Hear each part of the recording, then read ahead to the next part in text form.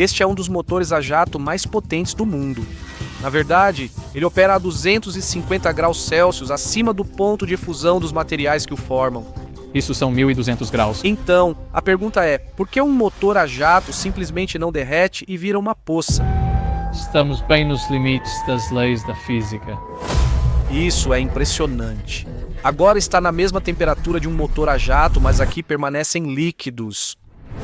Sempre que entro em um avião, penso que não vai dar certo. Mas sempre funciona. Neste exato momento, há mais de 10 mil aviões no céu movidos por motores exatamente como estes. Talvez você esteja em um agora mesmo, então como eles funcionam? Este é um motor turbofan, um tipo de motor a jato com um grande ventilador frontal. Durante a decolagem, essas lâminas giratórias empurram cerca de 1,3 toneladas de ar para trás a cada segundo e cerca de 10% desse ar é comprimido. Os compressores forçam o ar para dentro de câmaras cada vez mais estreitas. Eles comprimem o ar a cerca de 50 vezes a pressão atmosférica. E só de fazer isso, o ar aquece até cerca de 600 graus Celsius. O ar comprimido é forçado à câmara de combustão, onde o combustível é pulverizado por bicos e inflamado. Essa reação química ela libera muito calor, então a temperatura sobe para cerca de 1.500 graus Celsius. Então agora você tem esse gás de alta pressão vindo da câmara de combustão que só quer se expandir, e agora ele tem uma quantidade incrível de energia térmica. Mas entre a câmara de combustão e o ar externo estão essas fileiras de pás de turbina. Para o gás se expandir e sair, precisa empurrar as pás da turbina para fora do caminho.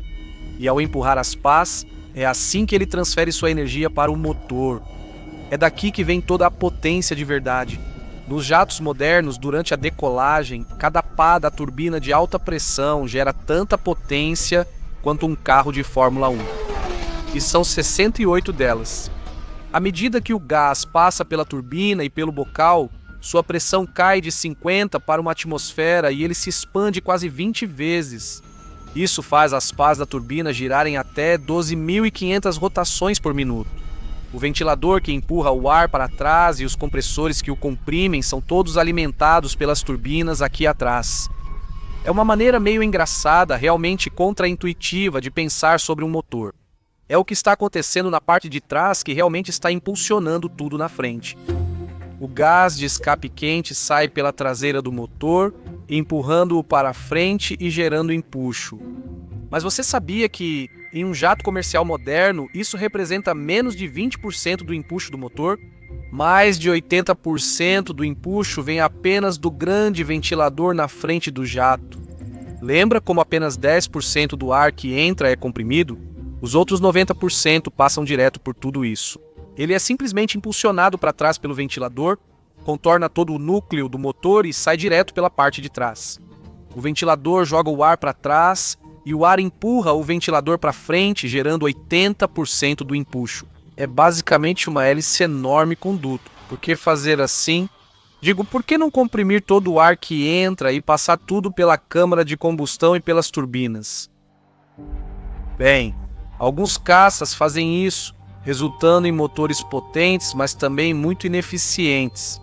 Lembre-se, o impulso que move o avião para frente é igual à mudança do momento do ar para trás. Então você tem opções. Por exemplo, você pode empurrar o dobro de ar para trás com metade da velocidade ou metade do ar com o dobro da velocidade. Ambos geram o mesmo impulso, mas a energia cinética do ar é proporcional ao quadrado da velocidade. Então, é preciso 4 vezes mais energia para acelerar o ar no segundo caso, e muita dessa energia é simplesmente desperdiçada no escape. Então, idealmente você quer empurrar o máximo de ar possível para trás com apenas uma pequena mudança na velocidade. Por isso os jatos foram ficando maiores com o tempo. E a fração crescente de ar de bypass tem o benefício adicional de envolver os gases de escape quentes, o que reduz o ruído vindo do jato. Mas há outro fator importante quando se trata de eficiência do motor, e esse fator é a temperatura. Em altitude de cruzeiro, cerca de 35 mil pés, o ar externo chega a menos 55 graus Celsius, e dentro do motor passa de 1.500 graus Celsius. O gás quente de alta pressão dentro do motor quer se expandir para o ar muito mais frio e de baixa pressão do lado de fora. Essa diferença permite ao motor converter calor em trabalho útil, mas há um limite fundamental para quanto trabalho pode ser obtido. Isso é chamado de eficiência de Carnot. Ela é igual a 1 menos a temperatura do ar frio externo, dividida pela temperatura do gás quente na câmara de combustão. Então, olhando para isso, você pode melhorar a eficiência do motor de duas maneiras: ou voando onde o ar é mais frio, ou aumentando a temperatura na câmara de combustão. Um problema com isso, porém, é que isso transformou o interior de um motor a jato em um dos ambientes mais hostis que já criamos, no qual máquinas precisam sobreviver. Manter uma pá de turbina inteira e intacta dentro de um motor é como colocar um cubo de gelo dentro do seu forno, ligá-lo no máximo, sair para o trabalho, voltar após 8 horas e ver o cubo ainda congelado no forno. É isso que precisamos tentar fazer neste motor. Parece absurdo. Não só as lâminas da turbina ficam em um fluxo de gás que está a mais de 1.500 graus Celsius, como também giram a 12.500 rotações por minuto, com a ponta de cada lâmina cortando o ar a quase 1.900 km por hora. Agora, cada lâmina quer voar em linha reta, mas é forçada a girar em círculo, o que significa que algo precisa estar constantemente puxando-a para dentro. Essa é a força centrípeta. Se você girar uma pá de turbina de alta pressão de 300 gramas nessa velocidade e raio, ela precisa ser puxada para dentro com força igual ao peso de 20 toneladas métricas, equivalente a 2 ônibus de 2 andares de Londres puxando cada pá em rotação, tudo enquanto estão incandescentes. Para piorar nessas temperaturas, o oxigênio tende a reagir com o metal das pás. Além disso, o ar que passa pelo motor costuma trazer poeira, areia e poluentes que podem danificar e corroer as superfícies internas. E de alguma forma essas pás precisam sobreviver a esse castigo por dezenas de milhares de horas de voo sem se deformar, rachar ou falhar. Elas definem o quão eficiente o motor pode ser, pois não é possível deixá-lo tão quente a ponto de danificar as pás. Então elas determinam a temperatura máxima da câmara de combustão e, portanto, a eficiência máxima que você pode alcançar com um motor a jato. Então, que tipo de metal poderia sobreviver a essas condições? Enviamos a produtora do Veritasium, Emília, ao Departamento de Ciência dos Materiais e Metalurgia da Universidade de Cambridge para testar diferentes metais. Então este é o aço? Esta era a amostra de aço. Ok. Tenho cerca de 200 megapascais para começar. Isso é comparável às tensões que esses componentes enfrentam em aplicações reais. E nós vamos aplicar essa tensão e depois aumentar lentamente a temperatura. Este aço doce é resistente e fácil de moldar em formas complexas, sendo uma ótima escolha para a pá de turbina. Sob essa carga e baixas temperaturas, ele se mantém muito bem. Estamos basicamente puxando todos os átomos dentro do metal, não estamos quebrando ou formando nenhuma ligação, só estamos fazendo com que eles flexionem um pouco. E isso muda um pouco o espaçamento entre os átomos e, como resultado, o metal fica um pouco mais comprido. Essa mudança resultante no tamanho, especificamente a mudança por unidade de comprimento, é o que chamamos de deformação. De forma crucial, neste estágio, o material está se comportando elasticamente. Se removermos a carga agora, o material simplesmente volta ao seu tamanho original. Em motores, sempre ocorre alguma deformação elástica, mas não deve ser excessiva para evitar problemas. Mas o que realmente não queremos é a deformação plástica se a forma mudar permanentemente. E é exatamente isso que começa a acontecer à medida que continuamos aumentando a temperatura. Está ficando quente agora. Isso é um pouco de óxido. Aí está, viu isso? Está começando a deformar. Agora, as ligações estão se rompendo e se reformando, enquanto o metal ATA se deforma permanentemente. Isso não acontece de uma vez. Por isso, pedi ao engenheiro mecânico da equipe, Henry, para montar a demonstração. Você vê que estamos formando pequenas bolhas que naturalmente se organizam em um arranjo hexagonal. Na verdade, muitos materiais possuem essas estruturas atômicas, mas não são perfeitas. Por exemplo, bem aqui, você pode ver que há um meio plano extra de átomos. Bem, nesse caso, bolhas. Isso é chamado de discordância de borda.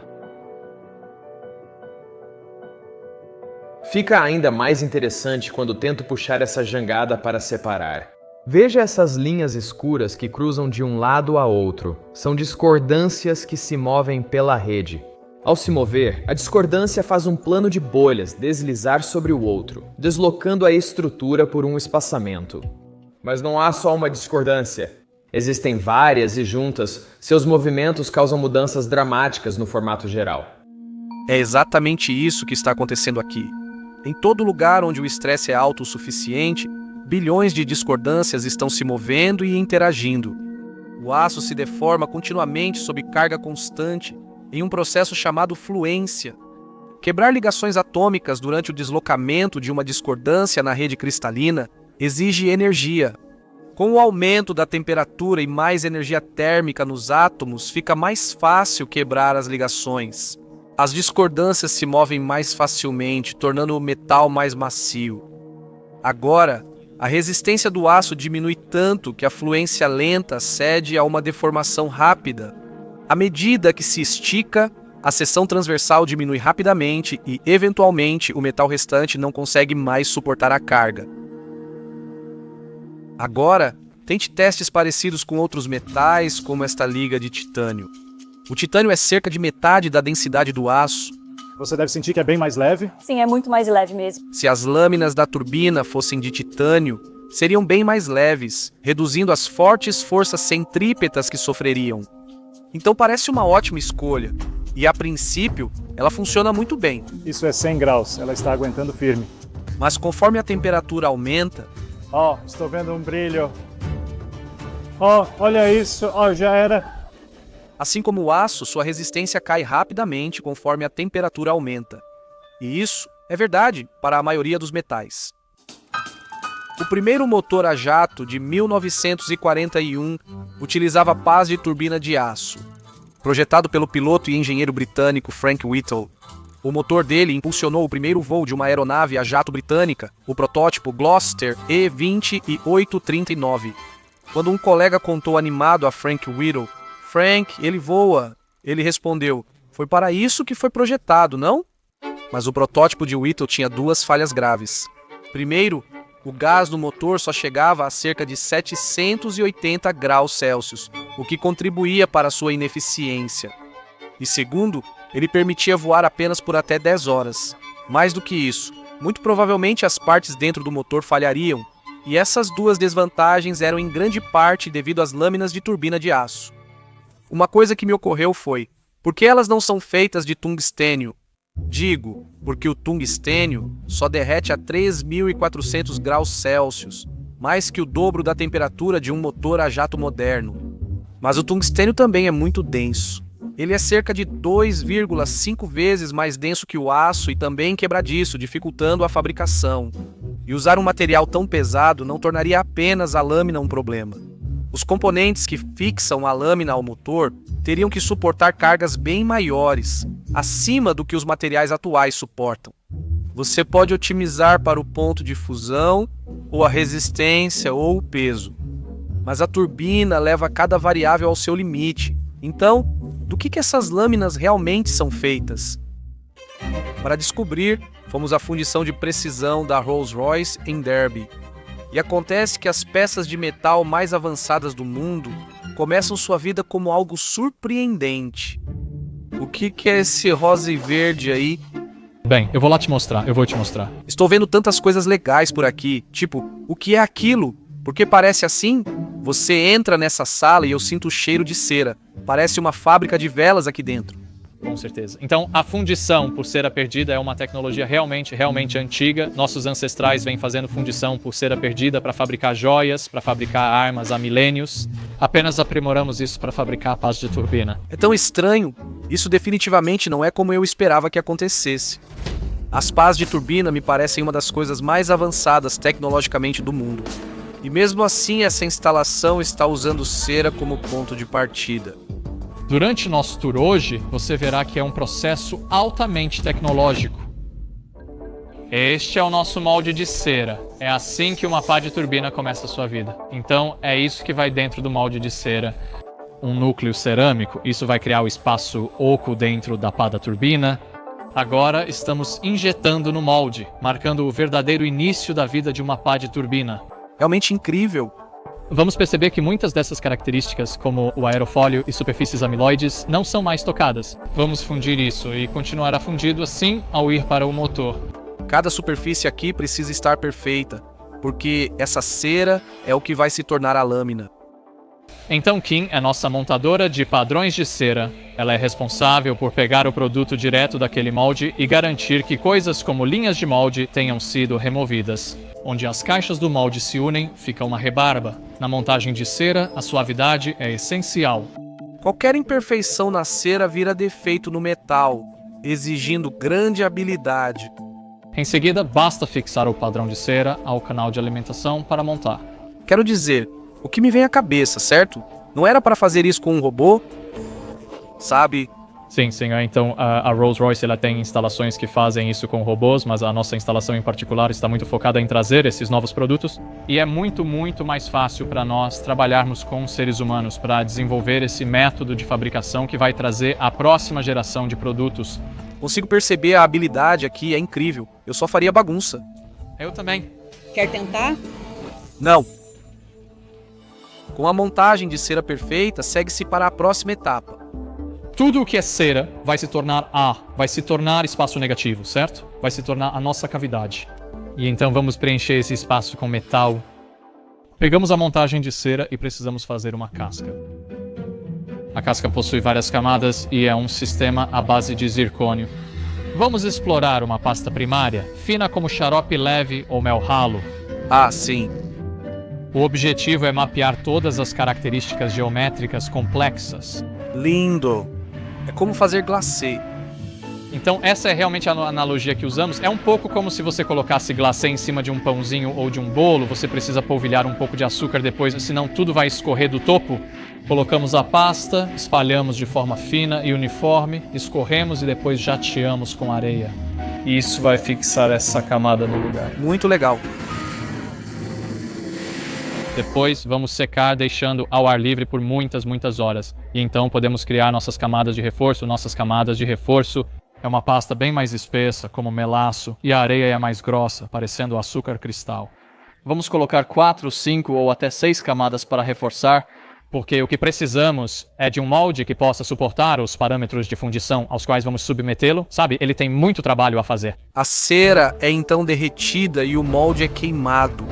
Ah, sim, isso é impressionante. É limpo e testado para garantir que não haja rachaduras. Quando estiver pronto, essa casca estará pronta para receber o metal derretido. Este é um tarugo de liga metálica que vai preencher todo aquele molde. Então só essa quantidade de metal vai preencher todo aquele molde ali. Não parece ser o suficiente. Esta é uma liga de níquel. As primeiras para motores a jato surgiram nos anos 1940. Com a adição de cromo e cobalto, engenheiros criaram ligas que suportavam de 800 a 900 graus Celsius, 100 graus a mais que o aço anterior. E essas ligas conseguiam manter sua resistência por milhares de horas, um aumento de 10 vezes na vida útil. O avanço real ocorreu quando incluíram alumínio. Queríamos observar como ela reagia nas mesmas condições de laboratório que o aço e o titânio. Qual a temperatura agora? 700 graus. 700? Então o aço já era faz tempo. O aço já era faz tempo. Isso são 800 graus, 800. Sim. Na verdade, nessa temperatura, ele fica ainda mais forte. Então, por que aquecer um metal o fortalece? Quando as ligas de níquel começaram a ser usadas em motores a jato, ninguém sabia ao certo.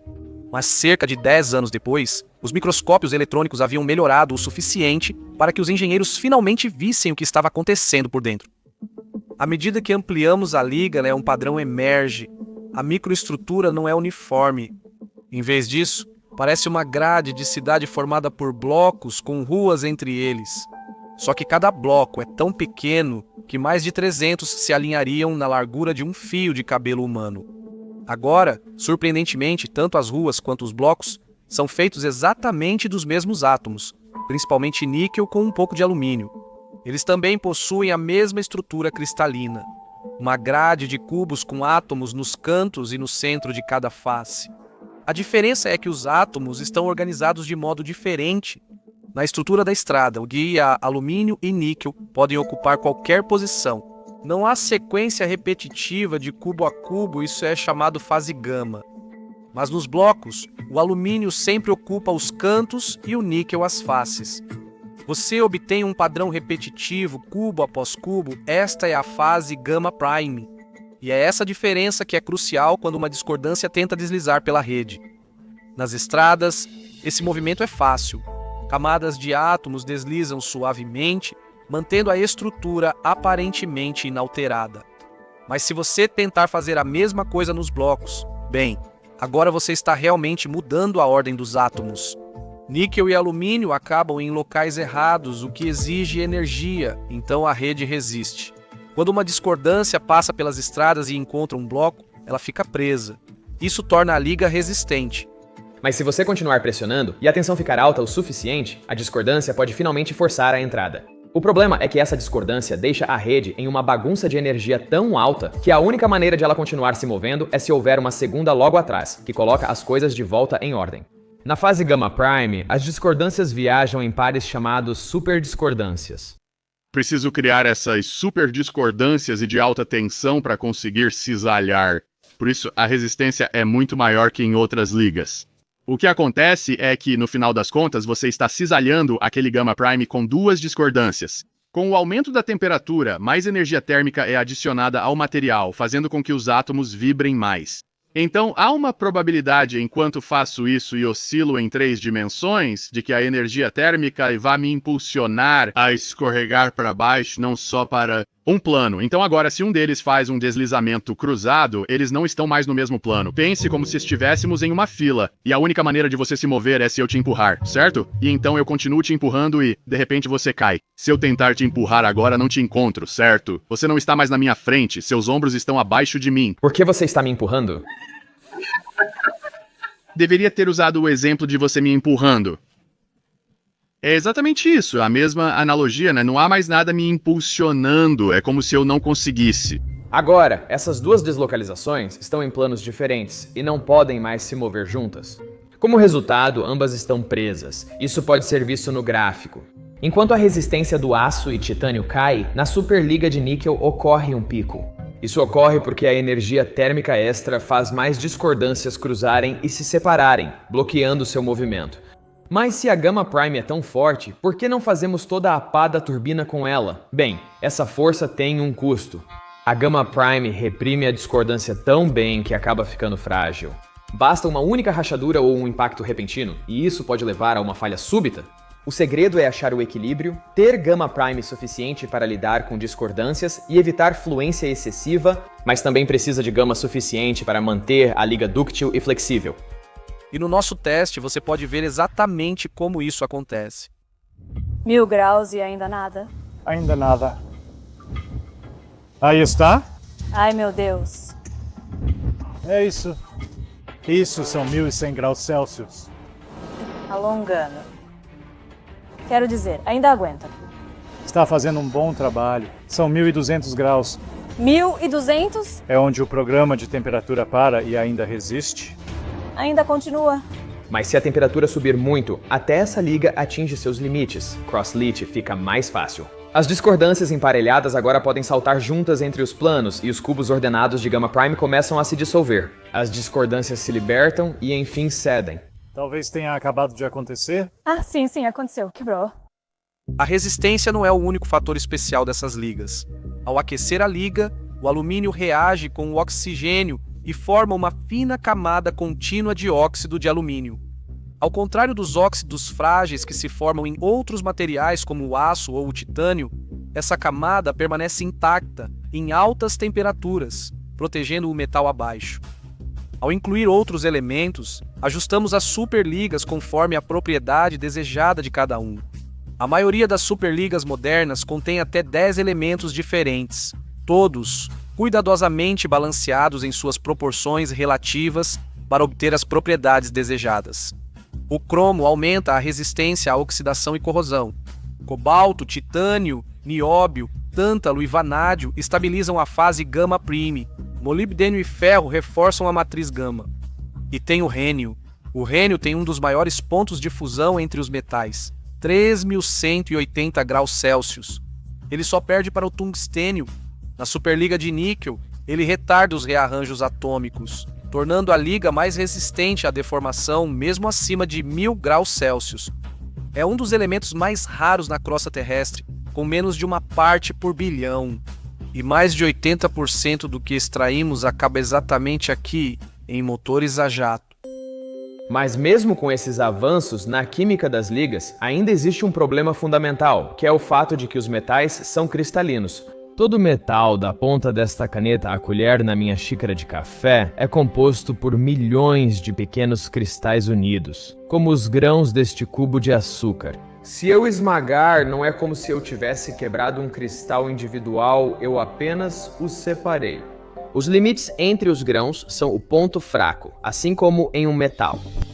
Então, se ampliarmos a estrutura gama e gama prime, ela fica mais ou menos assim. Um cristal é basicamente uma rede tridimensional de átomos todos alinhados na mesma orientação, mas os próprios cristais estão todos em orientações diferentes. Assim, onde se encontram as redes não se alinham, gerando mais espaços abertos e ligações quebradas. Você também tem defeitos como vacâncias e impurezas, tornando as fronteiras de grão o ponto mais fraco. E isso também tem outra consequência: facilita o movimento dos átomos ao longo das fronteiras. Elas viram superrodovias para difusão atômica. O problema piora em altas temperaturas, pois os átomos têm mais energia para se mover. Com tensão, como cargas centrífugas em pás de turbina, os grãos podem começar a deslizar entre si. Toda a estrutura se deforma lentamente, esticando quase como um caramelo quente. Enquanto houver grãos nela, ela vai sofrer fluência e falhar muito mais facilmente. Esse é um problema difícil de resolver, pois quando uma liga fundida esfria, pequenos cristais se formam por todo o líquido. Então você precisa encontrar alguma maneira de controlá-los. Este é um dos nossos fornos, todos aquecidos por indução e operando a vácuo sem uso de chama a gás. Fundimos apenas a vácuo, sem atmosfera, principalmente sem oxigênio, pois ele causa vários problemas metalúrgicos com óxidos. Derrame a superliga fundida em um molde cerâmico aquecido e montado verticalmente na mesma temperatura da liga. O molde é preenchido da raiz até a ponta. Na base do molde, há uma placa de cobre resfriada por água. Sua superfície tem pequenos sulcos que servem de pontos de nucleação para os primeiros cristais. É aqui que a solidificação começa. Depois, o molde é abaixado lentamente para fora da zona quente, permitindo a solidificação em uma única direção. É um processo lento, levando horas. Quando isso terminar, toda a máquina vai girar e empurrar o molde completo para fora do outro lado. Uau! Nossas temperaturas de fundição são cerca de 1500 graus Celsius. A temperatura agora está parecida com a de um motor a jato. É absurdo. Você fabrica as pás da turbina na temperatura de operação, mas aqui estão líquidas. Se fizéssemos somente isso, você teria uma pá como esta. Aqui temos uma que foi solidificada direcionalmente. E o que você provavelmente pode ver aí é o contraste entre os grãos. Todos esses são cristais diferentes, mas todos estão alinhados neste eixo da pá, o que a torna significativamente mais resistente do que uma liga fundida, onde todos os cristais ficam separados. Então esses são como cristais individuais? Esses são cristais individuais, sim, com certeza. Então, estamos olhando para cristais em um nível meio macro, onde normalmente estaríamos falando de cristais em um nível micro. Numa turbina giratória, a pá é puxada ao longo do comprimento com cristais colunares alinhados nesse vão. A pá pode suportar essas tensões de forma muito mais eficaz. Não há limites de grão que cortem a pá, criando pontos fracos para ela rachar. Mas cientistas acharam uma forma ainda melhor. Ao inserir uma curva no molde acima da placa de resfriamento, algo estranho ocorre. O número de cristais colunares que conseguem passar cai drasticamente. E se você adicionar outra curva, ainda menos sobrevivem. Então, os engenheiros adicionaram uma passagem helicoidal conhecida como rabo de porco, aqui na parte inferior do molde. O rabo de porco seleciona o cristal único. A espiral vai eliminar todos os outros grãos, exceto um, então vamos ter apenas um grão. Esse grão então vai crescer por toda a lâmina e formar essa lâmina como um único cristal. Ou pelo menos essa é a teoria. Legal! Isso é um motor de partida acoplado a uma espiral gravada para revelar essa estrutura. Você pode ver lá embaixo? Estamos começando a crescer grãos solidificados direcionalmente, mas à medida que chegamos aqui em cima, podemos começar a ver que estamos crescendo grãos solidificados direcionalmente. E então, à medida que subimos na espiral, os grãos começam a ser sufocados pelas superfícies superiores dessa espiral. Quando chegamos ao topo, somos um único cristal, permitindo que ele cresça por toda a lâmina. Isso é incrível. E o que devemos ter no final é uma lâmina como esta. Então, esta é uma lâmina de um único cristal. É algo realmente impressionante de se ver. O brilho é lindo. Sim. Após solidificar, a lâmina ainda não está pronta para o motor e é reaquecida quase ao ponto de fusão. Isso pode parecer arriscado, pois passamos muito tempo garantindo um cristal único perfeito. Mas essa etapa de aquecimento faz com que os átomos se movam o bastante para se distribuírem de forma uniforme e formarem a microestrutura final das fases gama e gama prime, responsáveis pela alta resistência dessas superligas. E como se fundir como um cristal único já não fosse o bastante, na verdade a orientação desse cristal também é de importância fundamental. Você pode ter fundido isso como um cristal único, mas se a orientação sair de certo limite, terá respostas ao estresse bem diferentes nessa pá. Hoje, após décadas de avanços, mais de 95% das pás já podem ser fundidas como cristais únicos. Só pense em como isso é incrível. Nós passamos de uma pá de turbina que continha cerca de 50 mil grãos de cristal para apenas um. Ao cultivarmos essas coisas, elas não se solidificam uniformemente. Em uma escala microscópica, a frente de solidificação se parece com uma floresta de pequenos galhos em forma de árvore, chamados dendritos, que avançam pelo líquido. À primeira vista, parece bagunçado, como milhões de árvores separadas disputando espaço. Há até 10 elementos, cada um com densidade e ponto de fusão próprios. Ainda assim, de alguma forma, todas essas árvores estão presas na mesma rede cristalina exata. O cristal final contém mais de 6 vezes 10 elevado a 24 átomos, mais do que o número de estrelas no universo observável. E todos esses átomos estão repetindo o mesmo padrão, perfeitamente alinhados da raiz até a ponta. Isso mudou totalmente o que os motores a jato podem fazer. Lâminas de cristal único suportam tensões e temperaturas que destruiriam ligas comuns. Elas duram até 9 vezes mais contra deformação e fadiga térmica e são mais de 3 vezes mais resistentes à corrosão do que lâminas feitas de múltiplos grãos. Por isso, motores a jato modernos conseguem operar por 25 mil horas entre grandes revisões, algo impensável antes das lâminas de cristal único. E o impacto foi enorme. De 1960 a 2010, aeronaves a jato ficaram cerca de 55% mais eficientes em combustível. E uma grande parte dessa melhoria se deve aos avanços nessas superligas de níquel. Na década de 1960, voar era um luxo para poucos. Uma passagem só de ida de Nova York a Paris custava $310, cerca de 3.750 dólares hoje com inflação ajustada. Mas à medida que os motores se tornaram mais eficientes, capazes de lidar com núcleos mais quentes e equipados com ventiladores muito maiores, as companhias aéreas puderam transportar mais pessoas por distâncias maiores, usando menos combustível. Assim, as passagens ficaram mais baratas e as viagens aéreas explodiram. Hoje, em qualquer momento, há aproximadamente de 10 mil a 14 mil aviões no céu. Essa escala de movimento é possível por causa dessas pás de turbina. Na fornalha, a superliga de níquel supera todas as outras amostras, resistindo até 1.200 graus Celsius. Mas isso ainda é 300 graus abaixo da temperatura de um motor a jato. Então por que as pás não derretem? Bem, existem 2 camadas finais de defesa. A primeira está incorporada no próprio formato da pá. Depois, precisamos remover o núcleo, então fazemos isso em uma solução cáustica de hidróxido de potássio e sódio sob pressão e temperatura para dissolver o núcleo. Isso deixará essas passagens do núcleo totalmente vazias. E essas passagens são o verdadeiro segredo para a sobrevivência da pá da turbina. Assim, quando o ar passa ali, fica turbulento e remove mais calor da superfície da pá. São essas saliências aqui? Sim, isso mesmo. São intencionais para causar turbulência. Para enganar e agitar o ar, removendo o máximo de calor do metal. Agora vem a parte mais interessante, o resfriamento por filme. Então falamos sobre o cubo de gelo no forno, começando a manter nossas lâminas o mais frias possível. Aqui começamos a perfurar os chamados furos de resfriamento por filme. E o que queremos fazer é alcançar esses canais de resfriamento. Nós vimos aquele núcleo mais cedo.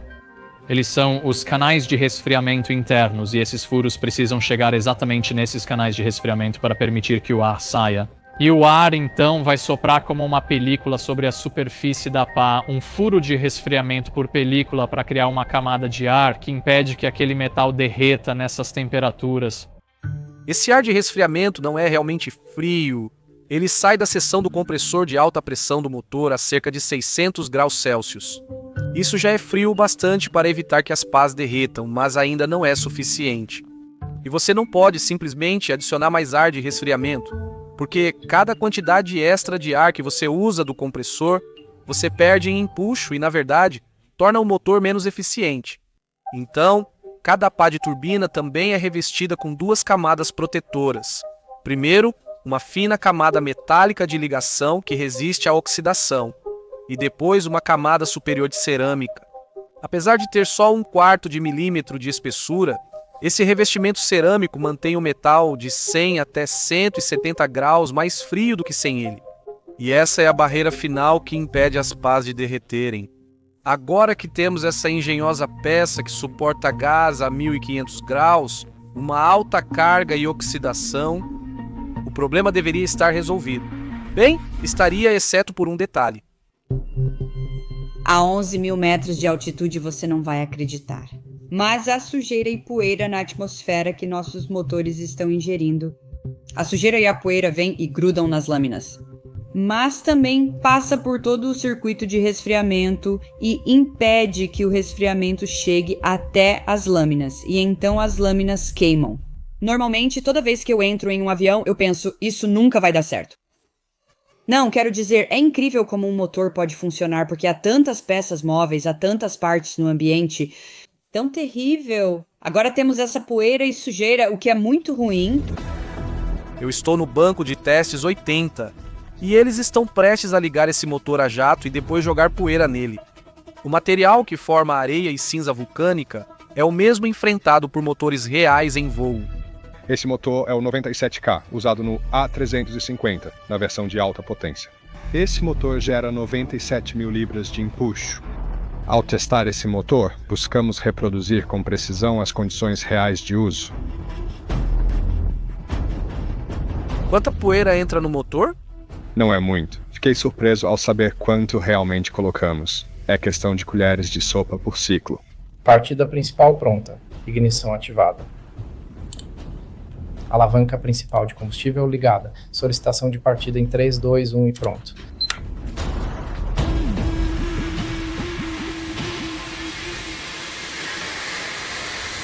Então, o que exatamente a poeira faz dentro de um motor a jato? Então, uma vez que ela chega à seção quente do motor e atinge as lâminas da turbina, ela vai derreter. E assim, ela gruda na parte externa dos nossos componentes da turbina. Ela lentamente remove camadas do revestimento de barreira térmica. E então, você perde a redução de temperatura que vem do revestimento de barreira. Assim, a liga de níquel embaixo dela esquenta cada vez mais, iniciando a deterioração da turbina.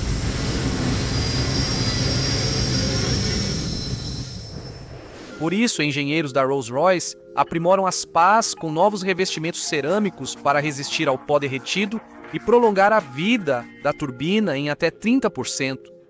Esse é apenas o passo mais recente de uma história que vem se desenrolando há décadas. Essas pás foram aprimoradas e aperfeiçoadas até o ponto em que operam no limite do que é fisicamente possível. Você vive no limite, levando cada material e processo ao extremo, para construir um motor que possa fazer o aparentemente impossível funcionar mais quente do que o seu próprio ponto de fusão. Quanto mais eu aprendia sobre o ambiente brutal que essas lâminas precisam suportar, mais parecia que elas nem deveriam funcionar. E mesmo assim elas funcionam. Essas máquinas transportam milhões diariamente pelo mundo e raramente pensamos nelas. São um monumento à engenhosidade humana. O que acontece quando nos recusamos a aceitar limites, quando transformamos o impossível em rotina.